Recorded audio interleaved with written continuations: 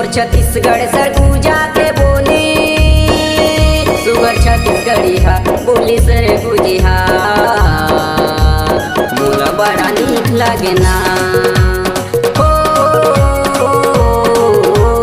मोला बड़ा नीक लागे ना। मोर छत्तीसगढ़ सरगुजा के बोली सुगर छत्तीसगढ़िया बोली सरगुजिया मोला बड़ा नीक लागे ना हो मोला बड़ा नीक लागे ना।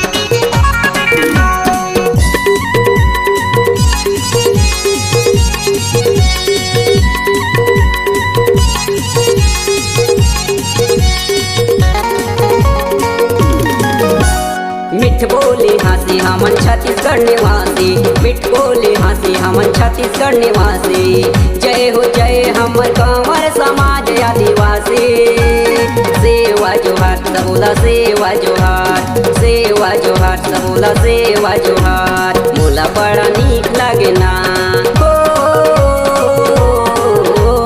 मोला बड़ा नीक लागे ना। मोर छत्तीसगढ़ सरगुजा के बोली सुगर छत्तीसगढ़िया बोली सरगुजिया मोला बड़ा नीक लागे ना हो मोला बड़ा नीक लागे ना।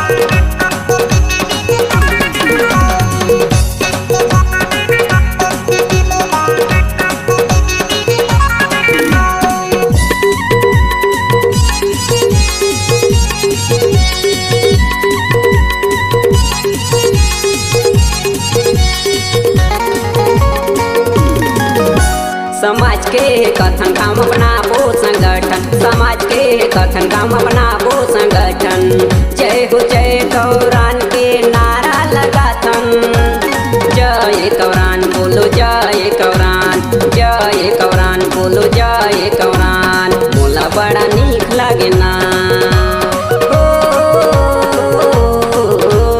मोला बड़ा नीक लागे ना। मोर छत्तीसगढ़ सरगुजा के बोली सुगर छत्तीसगढ़िया बोली सरगुजिया मोला बड़ा नीक लागे ना हो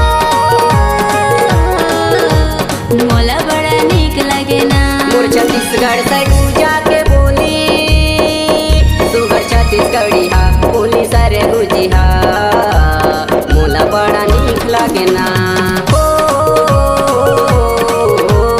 मोला बड़ा नीक लागे ना